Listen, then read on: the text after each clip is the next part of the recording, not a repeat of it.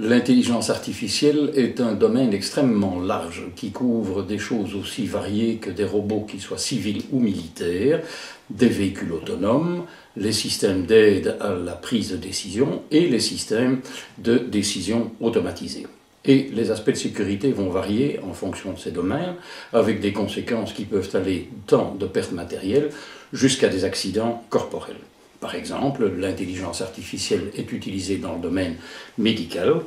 Malheureusement, les erreurs dans ce secteur ont des conséquences dramatiques. Il y a des cas connus où, suite à des erreurs informatiques, des patients ont reçu des doses d'irradiation aux conséquences particulièrement douloureuses. La question qui se pose est de savoir, y a-t-il des risques particuliers au niveau sécurité pour l'intelligence artificielle? Eh bien, la réponse est non. Ce sont les mêmes questions fondamentales qu'il faut se poser que pour les questions informatiques classiques. Les risques d'atteinte classiques sont les atteintes à la disponibilité, c'est-à-dire la neutralisation des systèmes, les atteintes à l'intégrité et les atteintes à la confidentialité. Vu la dépendance croissante des entreprises de ces nouveaux systèmes, le risque d'indisponibilité devient un risque tout à fait majeur. Il est très vraisemblable qu'en cas de neutralisation, une entreprise ne disposera pas des ressources suffisantes en personnel qualifié pour assurer la continuité de ces entreprises. Les bonnes questions à se poser ne sont pas tellement de savoir comment un incident pourrait se produire, mais plutôt quelles seraient les conséquences si un incident se produit. Qui aurait pensé aux attentats du 11 septembre? Qui aurait imaginé l'existence de virus avant 1984 alors qu'on utilisait déjà l'informatique et plus récemment les rançongiciels, les ransomware tels que WannaCry et NotPetya qui ont causé des ravages extrêmement importants dans de très grosses entreprises. Si on essaye d'imaginer tous les risques qui peuvent se passer, on risque de tomber dans le syndrome de la ligne Maginot, où l'on pense avoir pensé à tout, sauf là où l'ennemi va frapper.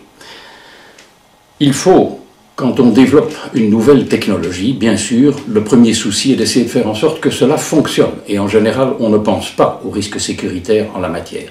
Ils ne sont traités que dans un deuxième stade. C'est une erreur, parce que, comme pour un véhicule, la sécurité de ce véhicule sera déterminée déjà dès la conception du châssis. L'intelligence artificielle pose évidemment des risques particuliers et des problèmes particuliers.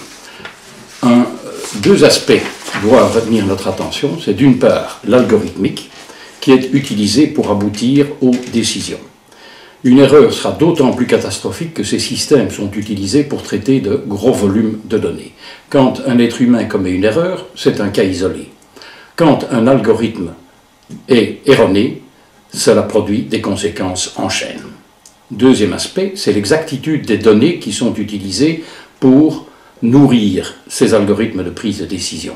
Et là, le bon vieux proverbe « garbage in, garbage out » est d'application de mauvaises données conduiront à de mauvaises décisions.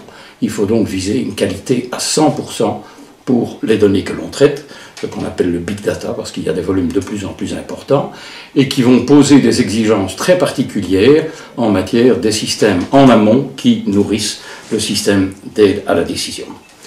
Certains domaines tels que le traitement de texte, par exemple dans le domaine juridique, se trouvent aux limites de l'état de l'art, de ce que l'on peut maîtriser. On développe actuellement des systèmes qui analysent la jurisprudence pour aider les juristes à rédiger leurs conclusions.